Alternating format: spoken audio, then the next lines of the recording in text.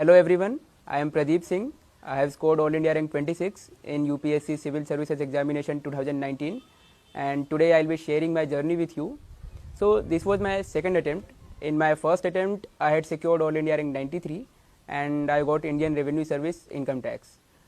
जब रैंक 93 आई तो I was expecting कि मुझे इंडियन एडमिनिस्ट्रेटिव सर्विस अलोकेट होगा, बट फाइनली मुझे Indian revenue service income tax allocate हुआ.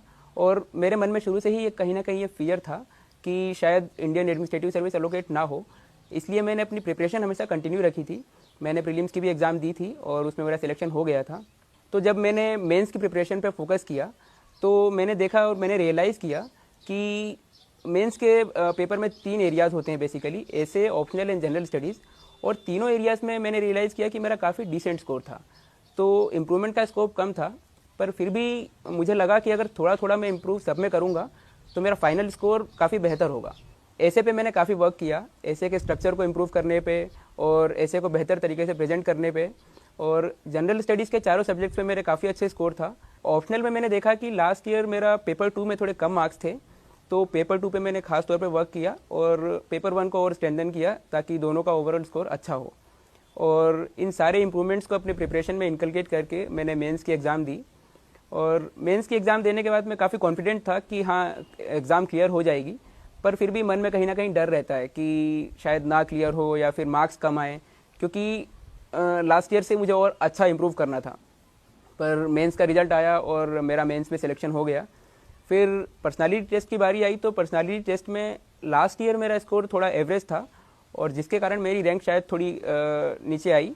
तो मैंने इस बार कोशिश की कि अपनी पर्सनालिटी टेस्ट के स्कोर को और बेहतर करूं, और इसके लिए मैंने अपनी पर्सनालिटी का स्वॉट एनालिसिस किया और जो भी लूप होल्स थे उनको प्लग करने की कोशिश की. अपने पिछले साल के मॉक इंटरव्यूज़ को देखा और उसमें एनालाइज करने की कोशिश की खुद की पर्सनालिटी को कि मैं और कैसे बेहतर तरीके से इंटरव्यूज़ में आंसर्स को एक्सप्रेस कर सकता हूं, और इंटरव्यू में मैं कहाँ कहाँ गलतियां कर रहा था उन्हें सुधारने की कोशिश की. काफ़ी सीनियर्स से भी हेल्प ली और काफ़ी सारी फैकल्टी से भी हेल्प ली उसके लिए.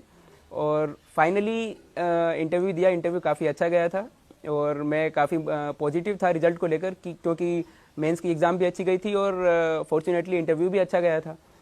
बट फिर भी मुझे एंग्जाइटी थी माइंड में, क्योंकि last year I had already achieved a double digit rank, तो टॉप 50 एम था और इसलिए थोड़ा बहुत एंग्जाइटी था माइंड में कि पता नहीं वो रैंक आएगी या नहीं आएगी. एंड जब रिजल्ट्स अनाउंस हुए तो I was very happy because I had achieved all India rank 26 and now I can get Indian administrative service which has always been my dream. But इस पूरी जर्नी में मैंने काफ़ी लेसन सीखे हैं जो मैं आप लोगों के साथ शेयर करना चाहूँगा, और मुझे लगता है कि ये लेसन्स आपको काफ़ी हेल्प करेंगे एग्ज़ाम को क्लियर करने में और किसी भी कॉम्पिटिटिव एग्ज़ाम को क्लियर करने में. अगर आप हार्डवर्क करते हैं और तब तक करते हैं जब तक कि पीडीएफ में डिजायर्ड रैंक्स पे आपका नाम ना आ जाए, तो मुझे लगता है कि सक्सेस आपको जरूर मिलेगी. And perseverance plays a very important role in this examination. दूसरा लेसन ये है कि पेशेंस. ये पूरी एग्जाम हमें जो सबसे इंपॉर्टेंट लेसन सिखाती है वो पेशेंस है, क्योंकि पहली बात तो ये कि एग्जाम की प्रोसेस ही इतनी लंबी है कि 1 साल चलने वाली एग्जाम है और इसमें किसी भी स्टेज पर अगर आप एलिमिनेट होते हैं तो you have to again complete the entire cycle. तो इसलिए पेशेंस बहुत ज़रूरी है, और अगर आपने हार्डवर्क किया है तो पेशेंस रखना भी चाहिए, क्योंकि हार्डवर्क अल्टीमेटली पेज ऑफ. और अगर आपने एफर्ट्स डाले हैं तो एफर्ट्स कभी वेस्ट नहीं होंगे, बट कंडीशन ये है कि एफर्ट्स में ऑनेस्टी होनी चाहिए. Third lesson is there is always a scope of improvement. It doesn't matter कि आपने आज टेस्ट सीरीज में कितना स्कोर किया है या आपके जनरल स्टडीज़ या ऐसे के टेस्ट में आज कितना स्कोर है. जितना भी स्कोर हो आप हमेशा ये कोशिश कीजिए, आप खुद से अपने आपको खुद से कम्पीट करना है और आप खुद से कम्पीट कीजिए और कोशिश कीजिए कि जो लास्ट डे का आपका स्कोर है उसको आप बेटर करें अगले दिन. और अगर ज़्यादा नहीं तो कम से कम 1 से 2 मार्क्स का इंप्रूवमेंट तो डेली होना ही चाहिए. और इससे ये होगा कि एक टाइम आएगा जब आप इस एग्ज़ाम के लिए पूरी तरह से तैयार होंगे और एग्ज़ाम में चाहे कैसी भी अनसर्टेनिटी हो, किस तरह के भी क्वेश्चंस हों, आप उसको इजीली हैंडल कर पाओगे और एग्ज़ाम में जो लास्ट मोमेंट की एंग्जाइटी होती है उससे आप बच जाओगे. तो रेगुलर अपने आप से कम्पीट करो और कोशिश करो कि जो भी आप हार्डवर्क कर रहे हो, जो भी एफर्ट डाल रहे हो, उसमें रेगुलर इम्प्रूवमेंट हो. और कोशिश करो कि जो भी आप स्कोर कर रहे हो टेस्ट सीरीज में या जितना भी आप पढ़ रहे हो, हमेशा हर दिन कुछ ना कुछ नया पढ़ो, कुछ ना कुछ नया इम्प्रूव करो अपनी टेक्टिक्स में, ताकि फाइनल डे जब एग्ज़ाम हो तो आपको किसी भी तरह की परेशानी का सामना ना करना पड़े। एक और इम्पोर्टेंट चीज़ ये है कि आप प्लान्ड वे में प्रिपरेशन करें। आपकी प्रिपरेशन बहुत सिस्टमेटिक और स्ट्रक्चर्ड होनी चाहिए। डेली टारगेट सेट करें, वीकली टारगेट सेट करें, मंथली टारगेट सेट करें, और न केवल टारगेट सेट करें बल्कि उनको अचीव भी करें। क्योंकि कई बार ये होता है कि हम टारगेट सेट कर देते हैं और प्रोक्रेस्टिनेट करते करते वो टारगेट अल्टीमेटली अचीव नहीं होता। तो टारगेट अचीव करने की भी कोशिश करें।